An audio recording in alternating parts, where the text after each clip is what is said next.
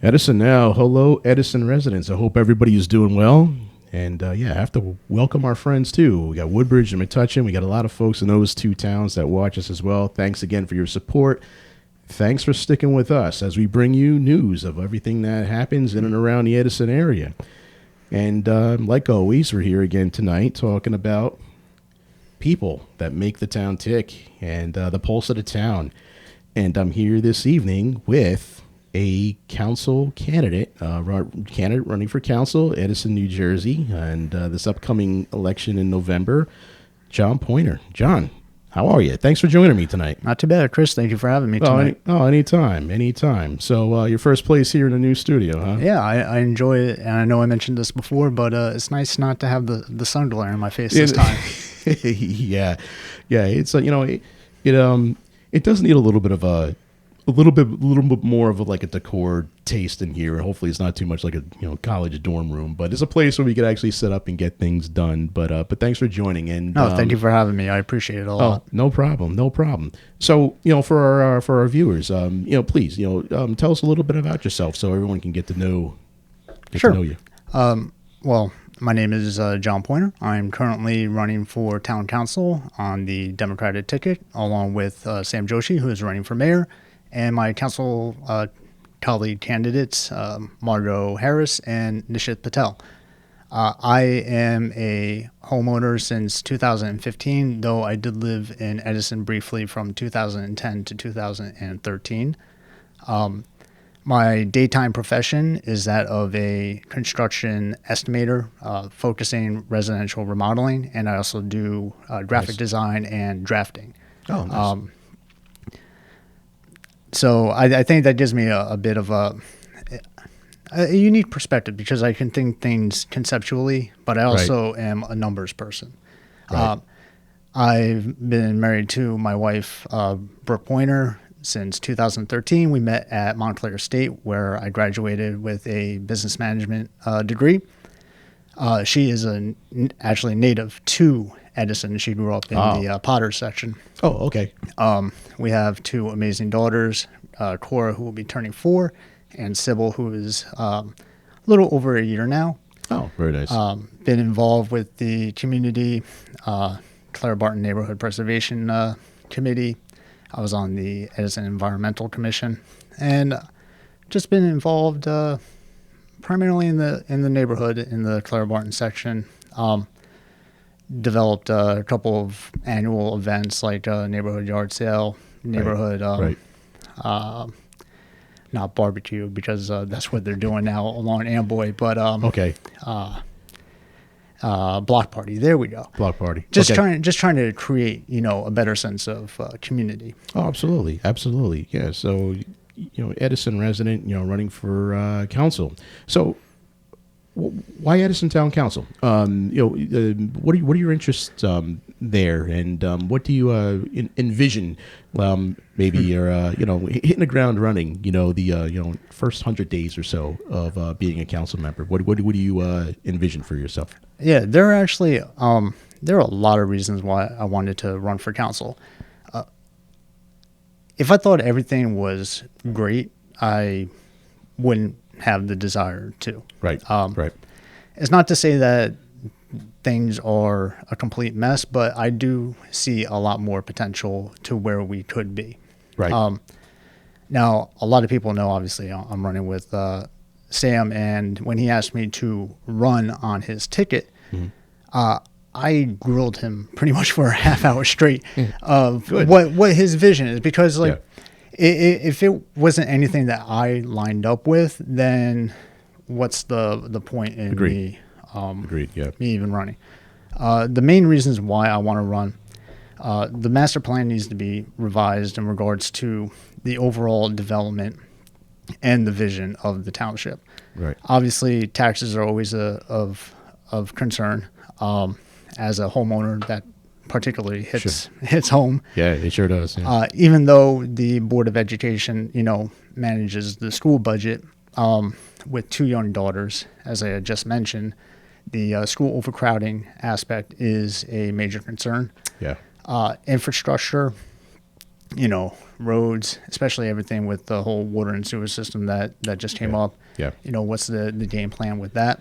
And a lot of like beautification and environmental aspects. Those are really my 5 main interests and priorities into wanting to run. And I think that as a council member, it allows me more flexibility to,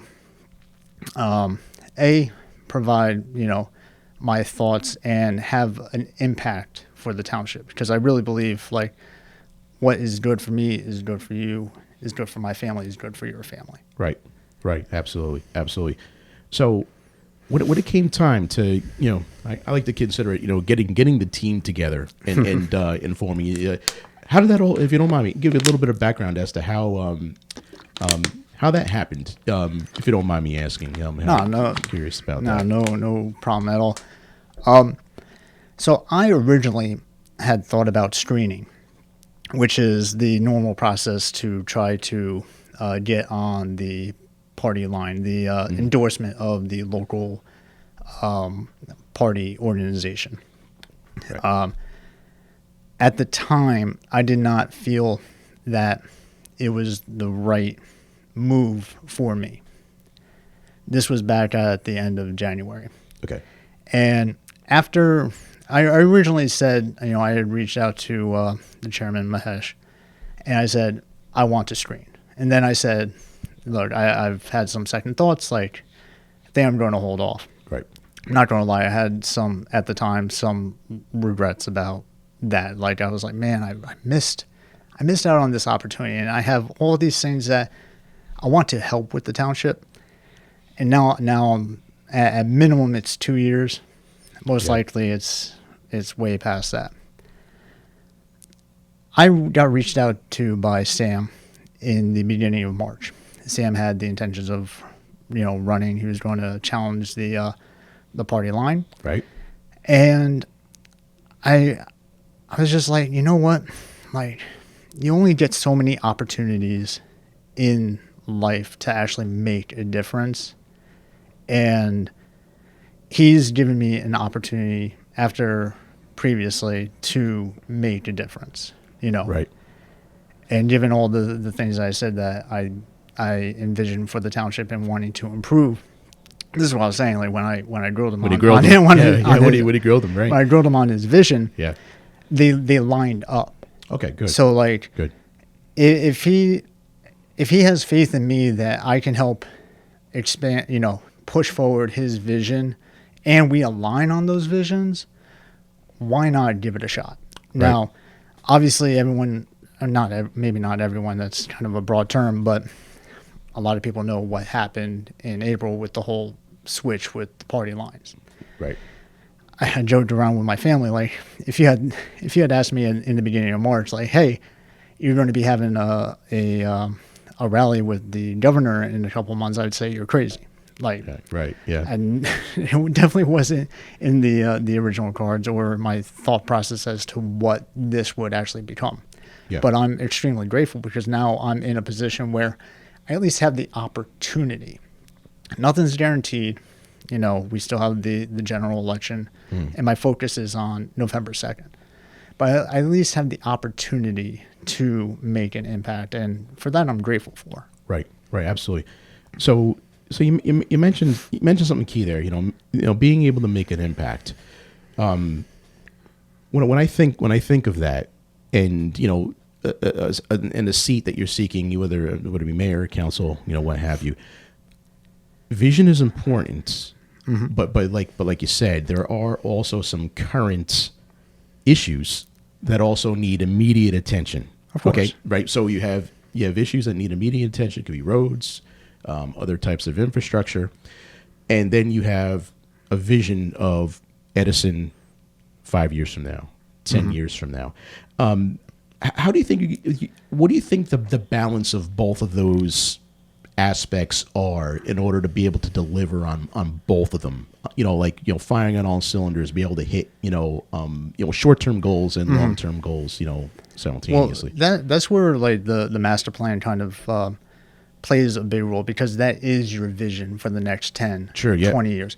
One of the things that I would actually like to see with the master plan is it's technically a living document, right? So the last like revision. Now I know the big revision was in the 80s, and then there was the minor revision in 2003. There was an update in 2011, and that's kind of where we're at. But there are other documents that get passed by the planning board, by the zoning board, by the town council that affect the master plan. Okay. But you have no idea about them because they're not. The master plan doesn't update with it, right? So when Makes the open sense. space, Yeah. as an example, the open space inventory, which is set to be looked at this year and will probably be brought forth next year. Mm-hmm. That was done in 2011. That information updated the master plan. But if you looked at the master plan, that information is not privy. The 2017, I think it was 17, maybe 018, but the open space plan also updated the master plan. Okay. But if you wanted to combine to see what the latest thing is, you have to take parts of the open space plan, compare it to the master plan. Right. I want to see that be a living document where once these items are updated, the master plan automatically gets updated. And you can even do like a step further where, especially with geography, GIS mapping and such, Yeah. Yep. where that can be linked to state resources where that is just automatically updated. You don't need to worry about,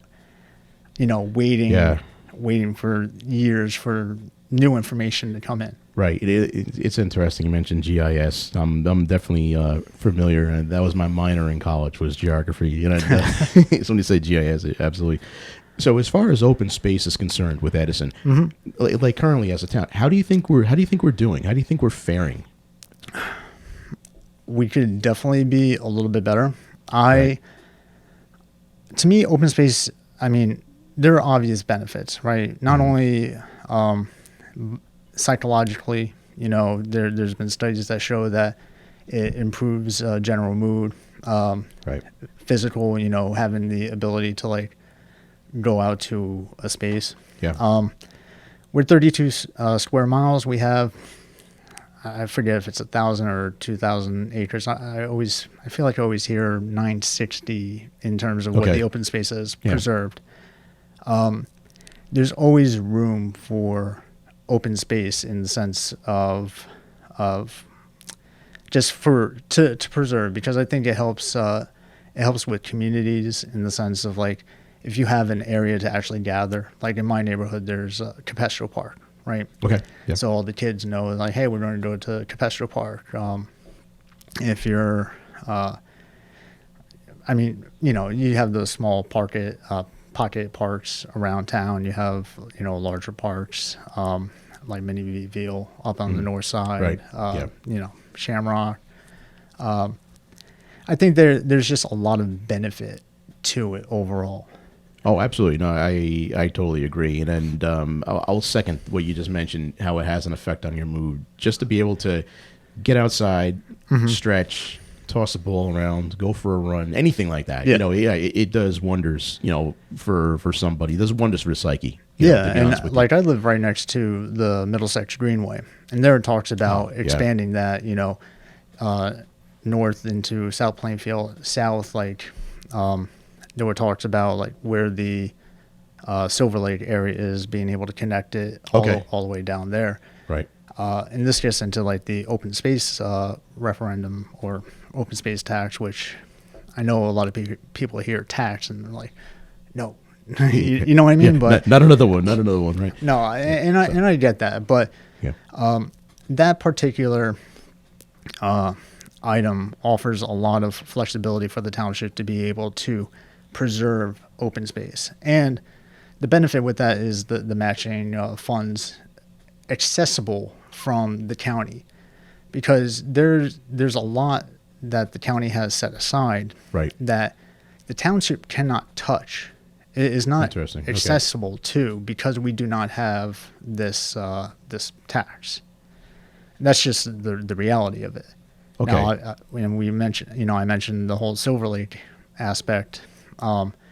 If we had this trust fund, which Open Space Trust Fund was the previous name, and then, we may have been able to, and even though I know there are still items in the works, we would have been better positioned to acquire this land.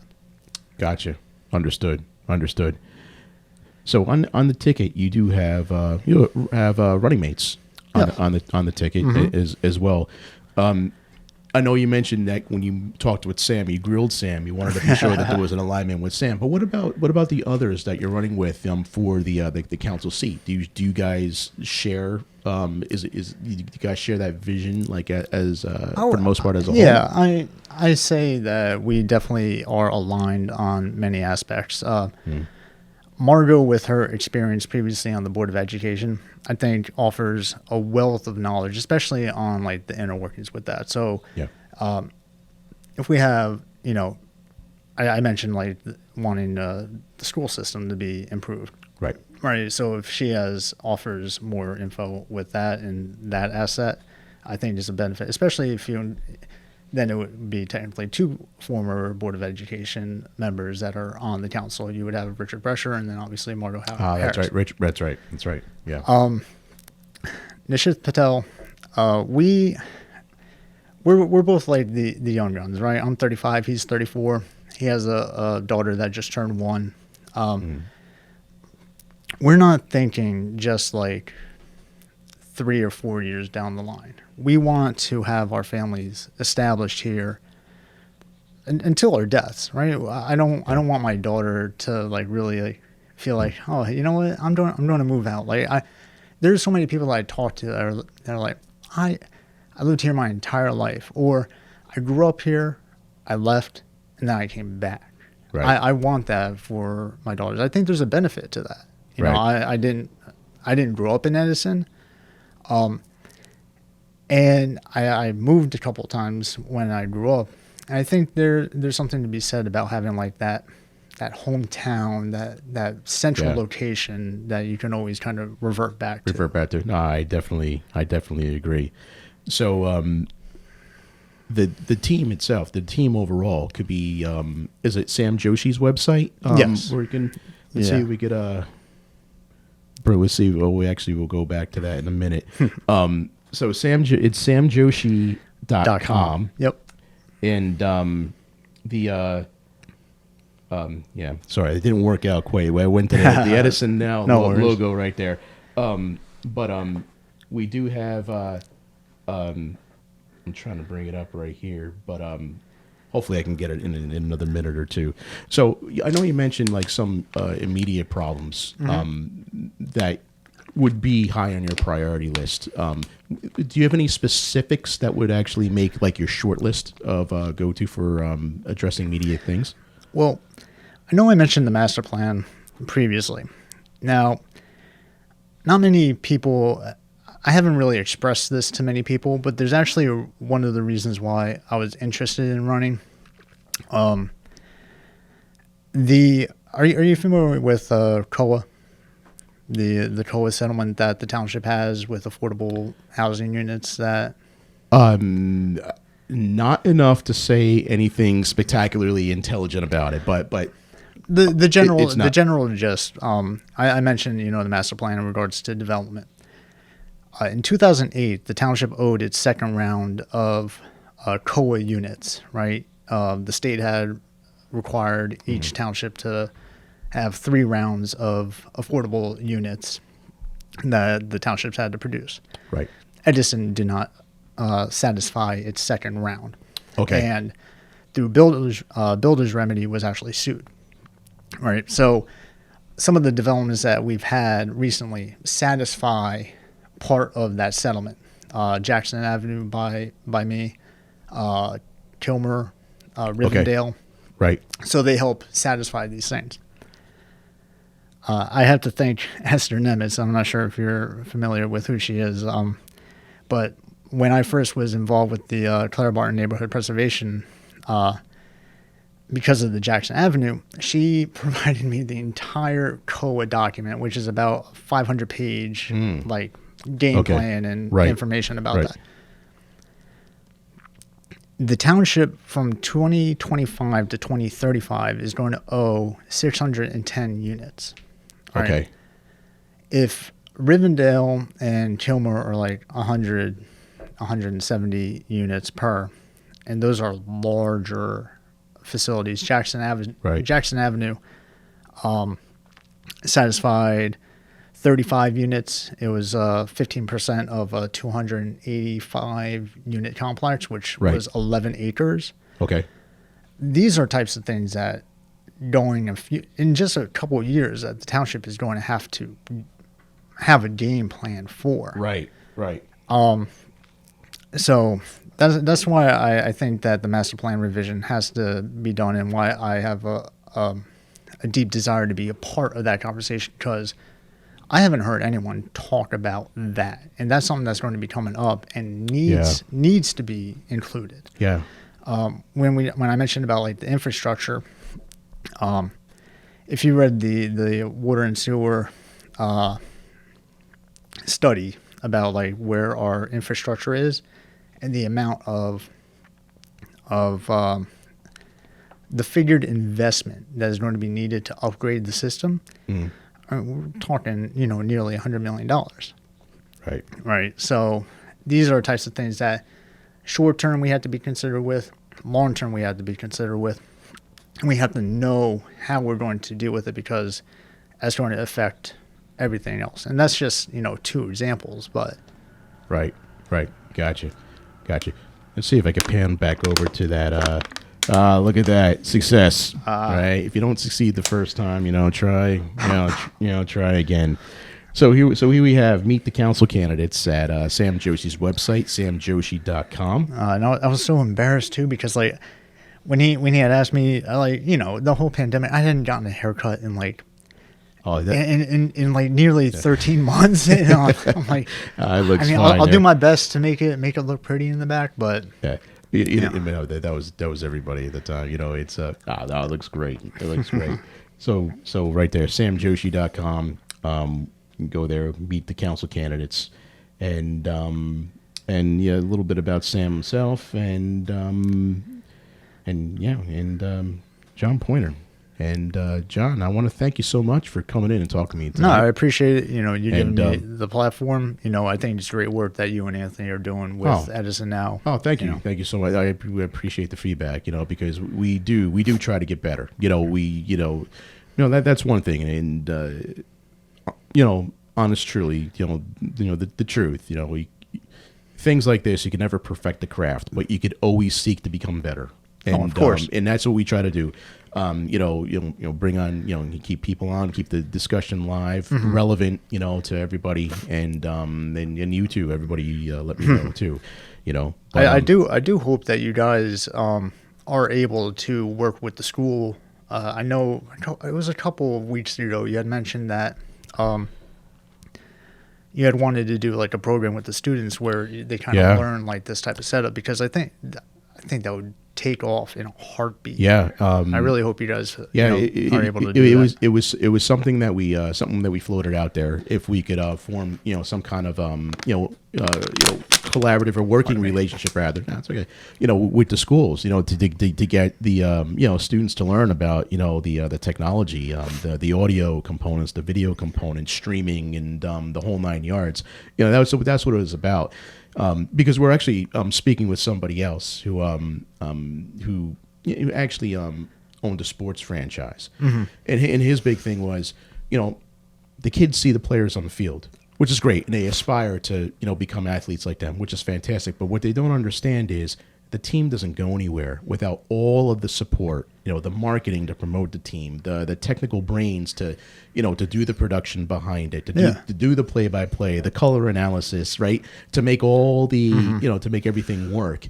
It was it's one of those things where it got us thinking, and we wanted to reach out and, have some, anyone who's, any of the kids would be interested to, have a place to come and learn. Yeah, and it would give you definitely a broader market to like expand your vision too. Yeah. So. And you want to, we have 5 to 10 year visions too, so, but John Poyner, thank you so much. Thank you, Chris. I appreciate it very much. No problem. And best of luck to your campaign. Thank you. And, hopefully we'll have you back soon. I'll accept any invitation you offer. We could talk about a lot of things, man. I know. We could talk about a lot of things. But as always, everybody, thanks so much for sticking with Edison Now. Anthony and I, we greatly appreciate it. And as always, take care, and we'll see you on the flip side, everybody. Have a good evening.